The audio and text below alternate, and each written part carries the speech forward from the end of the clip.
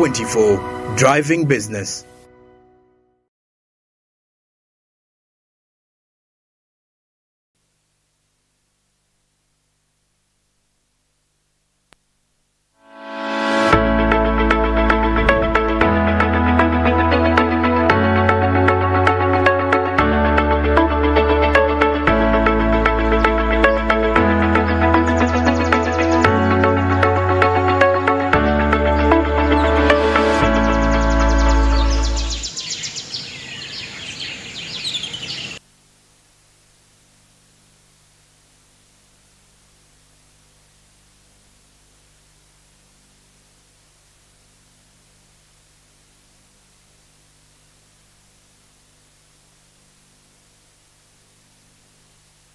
Very good morning and welcome to STARTIMES Business. Amanji Uberiji. Of course, it's yet another day. I'm here with Masi Katime, definitely, as we're going to be driving your business. There's quite lots of very, very interesting discussions. It's the 22nd of June, yes, and it's a Thursday. Just, of course, one day left for us to wrap up this week, of course, and it's been very, very, very hectic and quite very busy. Masi, good morning. How are you this morning?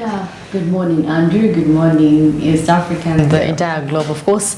And like you said, today today is Thursday, and of course, it's a Thursday. People are wrapping up. You know, it's end of almost end of month. People are expecting something at the end. Yeah. So definitely, you have to work a little bit harder and make sure by the end of the month, if you're into business, if you're an entrepreneur, you may have done something good, or maybe may have gotten some profits at the end of the month, which I've always told people, you have to pay yourself. If you're an entrepreneur, you pay yourself. I mean, if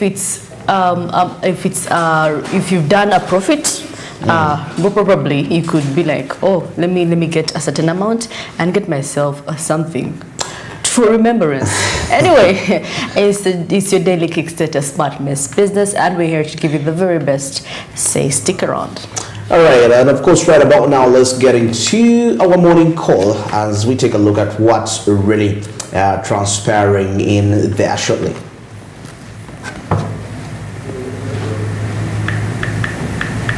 Well, I guess it's still under preparations in terms of that. Now, at this time, let's cross over and take a look at what's making headlines into the press.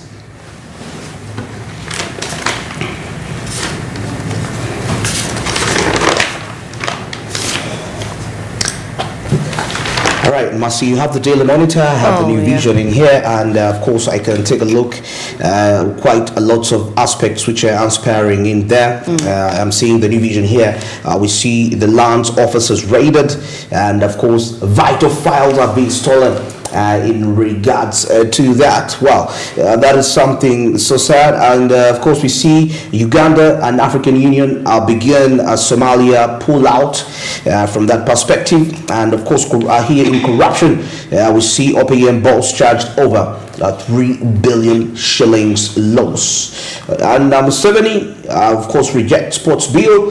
Of course, this is just on top of the headlines. What's really transpiring in here, and we see DR Congo sends a team to Kampala. Now that is in matters regarding the Kasese matters in here. What do we have on top there? And of course, having the Daily Monitor, the headline there saying schools to get 15 million textbooks for the new subjects. As you well know, the curriculum started, was it last year? And of course, definitely there are a little bit of issues when it comes to textbooks. I do not know. But some schools are not even ready, just even away from the schools. They're not ready for the curriculum. Yes, they're not ready, mostly the private schools, I must say, because it's a bit expensive and you have to, change, and of course, mindset of the students. But anyway, we do not know 15 million schools it will go to. Definitely they have to be the government aided schools. Yes, definitely.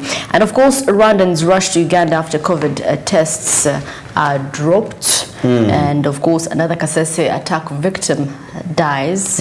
And government says do not evict sitting tenants. All right. Interesting. That's something really to check out in the fall. And of course, further here in the new vision, government to fund 35,000 micro businesses. That is for women. Yes, I think this is something very vital for the women in business. The 35,000, but always when such opportunities come, the biggest question to ask yourself is, how do I position myself to be a part of this? You know, that is quite very important as a lady that is really having aspirations to have an impact into this country. And of course, now here, further in the new vision, the national news section, 6 arrested over robberies, of course, targeting that is mobile money agents. You know, according to the look of things in here, police have arrested 6 suspects linked to an attack that is linked to an attack on policemen and the robbery of cash from various mobile money agents. And of course, according to the report here, that is within the central region. I mean, this is happening within Kampala. I think you've seen clips regarding these matters, robbery, you know, thieves raiding the mobile money agents. The other time there was one which also went viral about these 2 young boys that went on ahead to rob a certain Indian in there. Well, it's quite very upset in what is really happening into the country. And now, further in here, we see the UBOS and the plan to obtain data that is on spatial groups. Now, the Uganda National Bureau of Statistics and the Equal Opportunities Commission, known as the EOC, of course, will work together during the forthcoming national population. Of course, remember, the population census is actually underway. You know, we last had one in 2014, I guess, and now, yeah, it's 10 years actually, 2023. Our preparations are in right there for the next census. So now this is Equal Opportunities, the Equal Opportunities Commission and the UBOS working hand in hand to gather data together. That is from the different people, you know, working together during the forthcoming national population census. And of course, to make in these incidents, they will ensure that all the vulnerable groups are easily accessed. That is to collect accurate data. Of course, we have quite lots of vulnerable people, and these are the kinds that in most cases need to be given the ultimate attention when it comes to the different implementation of the government-related programs. Now, of course, Uganda and African Union trips begin Somalia pull-out. And of course, on the June 30th, that is 2023, Ugandan forces, just like other related armies, of course, contributing to countries, will start withdrawing gradually while handing over some bases to the Somalia National Army. So you can take a look in there. What do we have now regarding what I had told you earlier on? Government planning, so it's actually advising that they should not actually evict sitting tenants. A land minister, Judith Navakuba, has cautioned landlords across the country against evicting sitting tenants, urging them to instead accept annual nominal ground rent, commonly known as Busulu. As stipulated in the law. It's called Busulu. In Uganda. It's a Luganda word. Okay. Like a tax. Yes. Definitely. And they're going to be another alternative. They're going to be paying annual nominal ground rent. So definitely, I'm sitting rent, sitting tenants. Okay. What does that ring in your mind? Sitting tenants. Yes. Sitting tenants. I mean, tenants that are on the land, probably they're not doing anything to it. Oh. Or it can mean tenants on the land, just sitting on the land. Without being productive. You may not necessarily be productive, but you could be. You're habiting the land, so you're sitting on it. I mean, if it's mine, why wouldn't I sit on it?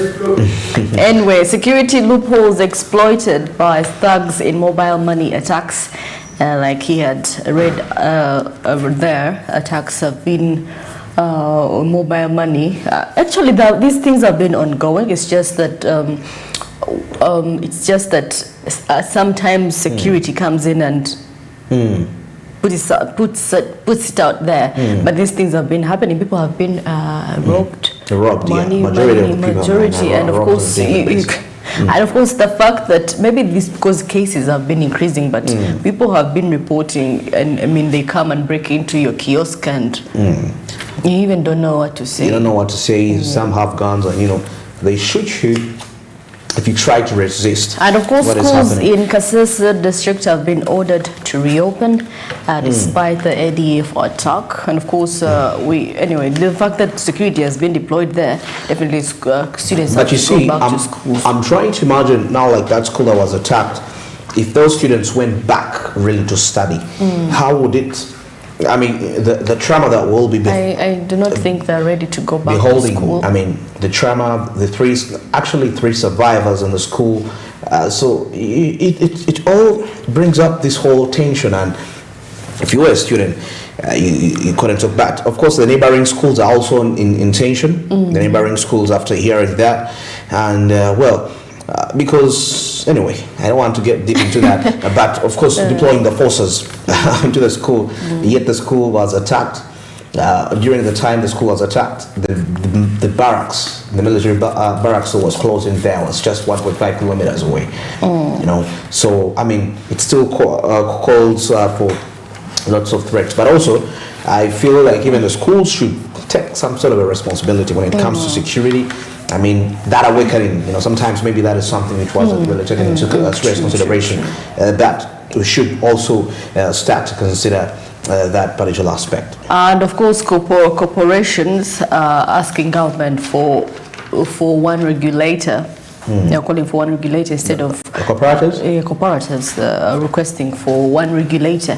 Now, cooperative societies across the country want government to establish a single regulator body to oversee their operations rather than many. When you have many regulators, you do not know which one is which. Yeah, and sometimes there is that aspect of lack of direction. I mean, you don't know, because every person wants to prove that they are the rightful person to influence you. In terms of that. And so you imagine you are the one being regulated and you have different orders from three.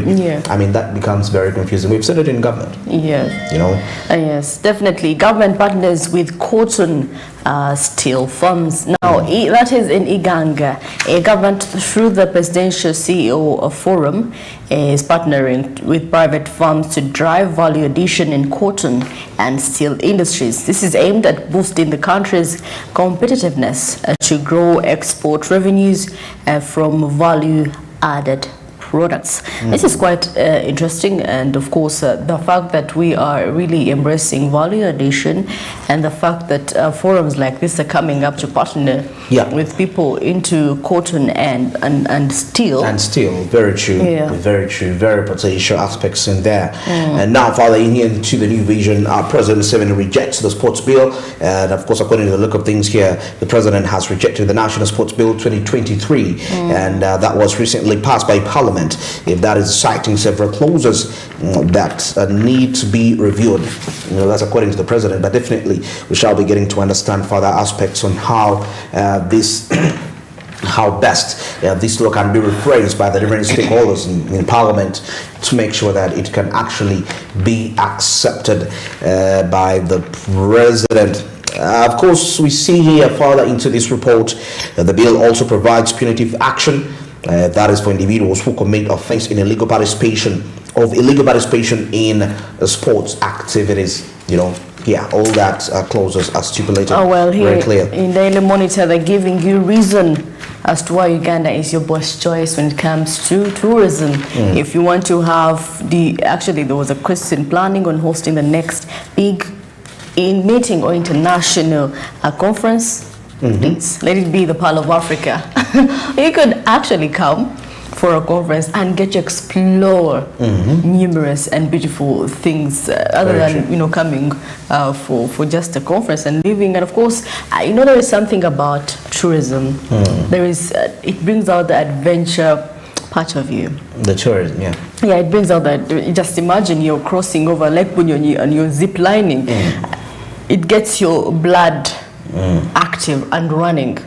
True. I mean, who wants to be zipping themselves on water? But of course, these are experiences that you get to have and get to tell your children and maybe your friends. You know, it gives you another side of you that maybe you didn't know you could actually. You could do. People go for kayaking. People go for a buggy jump. It's quite interesting. Out of the your work end, there is fun. Of course, there is that other side of you, the easy side of you. I mean, you put aside the seriousness, and so many of that related aspects. So that is something which should really, I think, it should be a part of every person. Really, yes. Now, of course, before I proceed, of course, Uganda's current account deficit narrows 6.9%. And of course, that is according to Central Bank, and it says Uganda's short-term outlook from the international perspective indicates that the external sector position will remain fragile in the short run due to the weak global economic growth and other negative factors. Yeah, but of course, definitely. Very interesting right there. Now, I'm saying something very interesting here still into the new vision, but at the business section. Of course, some aspect showing working with gorillas. Of course, one of the most fascinating adventures that is for tourists. I told you. Now, gorilla trekking is one of the most fascinating creatures, and there is something which I'm seeing in further. This is more of sort of a actually, this person went ahead to write a book in regards to walking with gorillas, trekking with gorillas. Well, we see here other hailed for salvaging gorillas. The author of the book that is in there, so you can really check it out for further, and get to understand. In case you're interested in the book, you can still get the book that related. Now, United Arab Emirates best investors to inject, that is 938 billion Ugandan shillings into local markets. And of course, we see that the markets which will accommodate 20,000 to 30,000 people will work with manufacturers, that is across the world, to distribute their goods, that is through a public markets group Africa. So that is something very remarkable for the traders in there, with the income coming in, and this is going to be very vital when it comes to a business expansion and growth at the same time. And of course, still, of course, concern as refugees flee Uganda to Kenya. And of course, authorities in Busia district have raised concerns over refugees fleeing Uganda refugee camps to Kenya. Now, Mr. Grace Kanuna, the Deputy Busia Resident District Commissioner, actually said that over the past 2 months, there has been an influx of refugees fleeing Uganda. An influx of refugees? Yeah, definitely. Coming in from the different countries? Yeah, they're actually fleeing Uganda to Kenya. So definitely they're leaving Uganda. Cases, reasons, I think known to them. Okay. All right. Now, still in the special report into the division, I see something of what makes Uganda a birding paradise. For people that actually, Uganda is one of those countries with the best destination when it comes to those people that love to see birds, birding. And we see there is quite lots of details that have been put in here for the different birds. I can see the Uganda Tourism Board in charge of this whole aspect, and this is something very key. Majority, a number of tourists come to the country Uganda to actually watch birds. We have different species which are unique across the world. I mean, you can only find them in our country, Uganda, and it makes us one of the best destinations when it comes to the bird scenery. Globally, actually, not just East Africa. Why? So you'll find out more what makes Uganda a birding paradise when you get yourself a copy of the new vision. Andrew, actually, Uganda Tourism Board actually is going to take an initiative of going to different regions in the country, advocating for journalists to actually report tourism. Yes, it's making work easy. Actually, I saw that report, and yes, I think it should be something that should be benchmarked from the different sectors. When it comes to getting to be, sometimes people don't really respond to some of these activities because they don't know. But now with what they're doing in there, I think it's quite a very positive. Now, of course, the images right there you're observing, it's they're coming in all the way from the fairway traffic lights junction, and of course, as we are observing the traffic situation now, that's the John Babiha route. According to the look of things, there seems to be a little bit much more. Slightly congested in there. So if you're coming in from areas like Kancha Street and you're likely to connect to this area, well, chances are high that you might be delayed a little bit. And remember, this John Babiha route has a number of traffic lights. As you're coming, you're going to be stopped so many times. So if you're not a patient person, if you don't have patient spirit within you, well, chances are high that you may not be in position to handle that. But if you're really on time, it wouldn't be right for you there. I'm seeing we're losing the images a little bit. It's a little bit stuck. Of course, the weather is but that is the situation like. Do you count the weather is a bit cloudy? It's a little cloudy, yeah, and it's kind of threatening to rain. Yes. So yes, we are just stuck in there. But of course, despite, you can really have a picture of what is really happening in there. Well, it's 24 minutes past 7, and of course, you're still watching STARTIMES Business, your daily kicks. Amanju Barigi with Masi Kutsime this morning. I think the images are not yet back clear. But anyway, don't forget the markets of the Zabo platform, which will be opening anytime soon. Now, for you to be a part of this, simply dial *292# which is the USSD code, and will be available with a number of options where you will be able to buy government bonds and securities for as little as 15,000 Ugandan shillings. Now, the markets will be opening at 8:15 a.m., closing at 3:15 p.m. East African time. And this is effective Monday up to Friday, except on the weekends and the public holidays when these markets can't be accessed. But of course, despite the fact you have the rest of the days to capitalize and make yourself quite some huge profits, something which I believe is very key and very vital for you as a trader, as a way to overcome your trade deficits. Now, Zabo made this a reality. There is no excuse. It's the 21st century. There is no reason as why you shouldn't own government bond securities in such a time with such advancements in technology. Now, Zabo simply says, my money, my future, and all that East Africa tells us, do something new in the year 2023. So Andrew, before we go, of course, for a short commercial break, I wanted to ask you in regards to adventure and tourism, what is the one thing that you would want to do if you go out for an adventure or to tour and you're really scared? And I'm really scared. Yes. What really scares me? Yes. What is the one thing you'd want to do, but then you're afraid of doing it? I'm trying to think. What is that?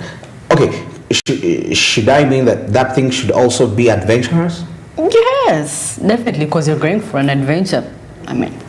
Oh my goodness. That's anyway. I'm thinking through. I think one thing I would want to do is to do a bungee jump on the source of the Nile. A bungee jump. Actually, I think I am terrified, but then I would want to do it.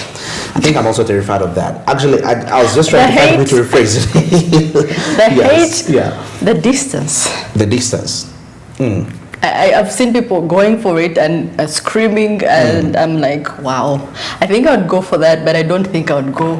Really, it's really terrifying, but at the same time fun. If you get to see people enjoying it, you're like, wow, this is the thing I really want to go for. But anyway, you can join us on this discussion as we talk more about what is the one thing you'd be afraid of to do on an adventure. But then you would want to do it, but then you're scared of doing it. Like we said, I mean, bungee jump. On the source of the Nile. I think it's really scary, honestly. And of course, the fact that I don't like water. You don't like water. I think it's I love looking at water, actually. It's a good feeling. I remember an experience when I had gone to Kazinga Channel reading. We were in a boat, but my eyes were closed the entire time because, wow, my mind got to think, wow, what if this thing, oh my God. So definitely, those are one of the things that make adventure interesting. The fact that you do not want to do it, but you love it and you want to go for it, and you still go for it. That is the beauty of it. Very interesting. Well, right about now, let's get into the break, and of course, when we return, we shall be taking a look at what's happening on the East African community and the international news. Good morning.